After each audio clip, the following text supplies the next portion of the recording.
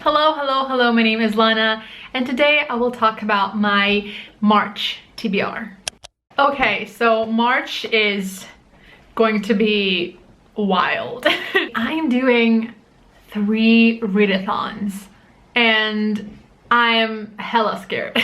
I pretty much got through all of the books that were on my list for February, but I'm still in the middle of the 2 that are remaining, and I'm taking my time, and I think one of them is for a buddy read, so we'll have to finish it in February, but I think the other one is going to continue on in March because I'm not reading much. There are 3 readathons that I'm taking part in March. There is March of the Moderns, the Irish Readathon, and the Tis the Damn Readathon. So for March of the Moderns, it's all about reading books that are written in or are set in the time between 1901 and 1945. By the way, all the information about the hosts and their announcements of these readathons will be in the description below.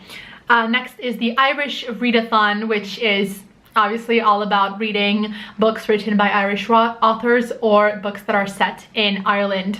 And the Tis the Damn Readathon is the Taylor Swift readathon. And I think I'm going to start with that one because it's the most complex. I'm not gonna tell you all the prompts because there are a lot of prompts.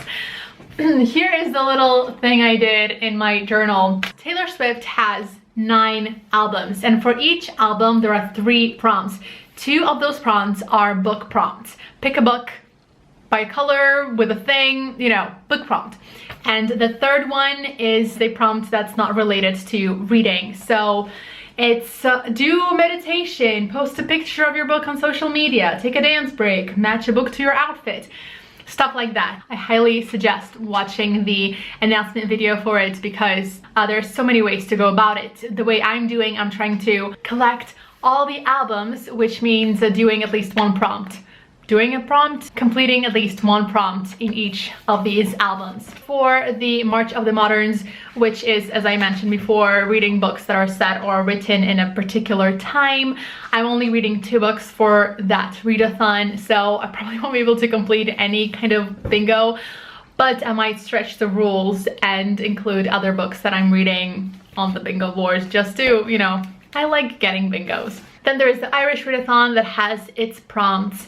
There are only 2 prompts that I don't see myself completing. It was hard to make a TBR list that is not too long, so it's not too scary, and I can read all the books in a month. That would also, you know, work for different prompts for different readathons. The book that I'm most excited about is The Heart's Invisible Furies by John Boyne. So this book is written by an Irish writer and is also set in Ireland. Plus, it has green on the cover, which is one of the prompts for the Irish Readathon, and the main character, I'm pretty sure, is gay, so it works for the LGBTQIA book prompt, also on the Irish Readathon. Next, I'm reading the play The Playboy of the Western World for the March of the Moderns readathon. I will be reading it with Margaret, and I think we're doing a live or something. We're still talking about it. Another play that is written by this playwright is Riders of the Sea. And when Margaret mentioned that play, I got such whiplash. Riders of the Sea was the very first play I was ever in high school. I thought it was so obscure because I'd never heard anyone else ever talk about it or mention it, and to have it mentioned by Margaret watching one of her videos and talking about another play that he wrote, I was like, I need to read the other one. So I'm very excited about that one. And actually this book also works for the Irish Readathon because the playwright J.M. Singh, I'm not sure, he is Irish. So the next book for the March of the Moderns readathon that I'm reading will be Agatha Christie's Death on the Nile. I already ordered the book. It should be here tomorrow, so I'm very excited to read it before the movie comes out, and it works perfectly for that readathon. Next, we're going back to the Irish Readathon. I will be reading Say Nothing by Patrick Radden Keefe. true story of murder and memory in North Ireland. This is a non-fiction true crime book, and I already have the audiobook checked out in my library and I'm very excited for it. I mentioned before that I'm a big fan of true crime, but last year during the pandemic, for some reason, I just couldn't handle it. I didn't, you know, listen to any podcasts or watch Forensic Files or anything. I just didn't want true crime in my life, but I think I'm ready to get back into it. So I'm very excited to read Say Nothing, also because I've heard incredible things about it. So all the books that I mentioned so far are specifically for the Irish Readathon or the March of the Moderns, but they also do work for some of the prompts on the Tis the Damn Readathon. Next book that I'm hoping to read in March is Wrath of Wolves by Kelly York and Rowan Altwood, which is the third book in the Dark in the Night series, a series that I'm really enjoying. And this actually works for two prompts in the Tis the Damn Readathon. First one is in the Speak Now album. It says read the third book in a trilogy, which is great.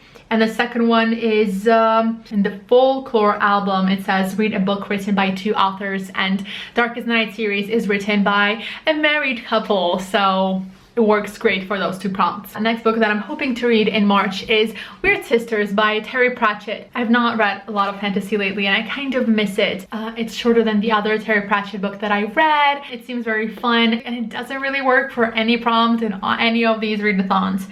But well, I guess there is the read a 5-star prediction, like those kinds of prompts this could work for. And the last book, which is a stretch, like this is not something that I'm like planning to read in March. I'm hoping to get to it in March, and this would also work for the Irish Readathon, is The Picture of Dorian Gray, because I've been trying to read this book for a while. I think me, Milena, and Rosie initially talked about reading it in February, but for all three of us, February was just too busy and we could not fit it in. Hopefully, if I don't read all of it in March, I'm hoping to at least start it in March. So anyway, wish me luck with all of these books, with all of these prompts. I will be doing vlogs. I don't think it will be like a month-long vlog for all of the readathons. Honestly, I have no idea how my life is going to look tomorrow, so planning for March is really stressful. By the way, I will be doing covers for these readathons. If you watched my Canadian readathon vlog, I did covers of songs by Canadian artists and that was really fun. As you all know, I'm obsessed with Taylor Swift and I've done so many covers of her songs already, but I probably will continue doing that. And there are also so many incredible Irish artists that I really enjoy and I really like, and I'm already trying to pick out songs that might work for a vlog. If you have an Irish artist that you really enjoy, let me know who they are in the comments so I can look them up. Not that I don't have enough material to work with, but I'm always looking for new artists, new music to listen to. And as for March of the Moderns, maybe I can find a song to cover that was written in the time that March of the Moderns is set. I mean, there are so many great songs, and I did study that period in musical theater school my second semester. So look out for at least 3 covers: a Taylor Swift cover, an Irish cover, and a like early 20th century cover in future vlogs. Also, if you have ideas for me how to go about these vlogs, let me know because I need help.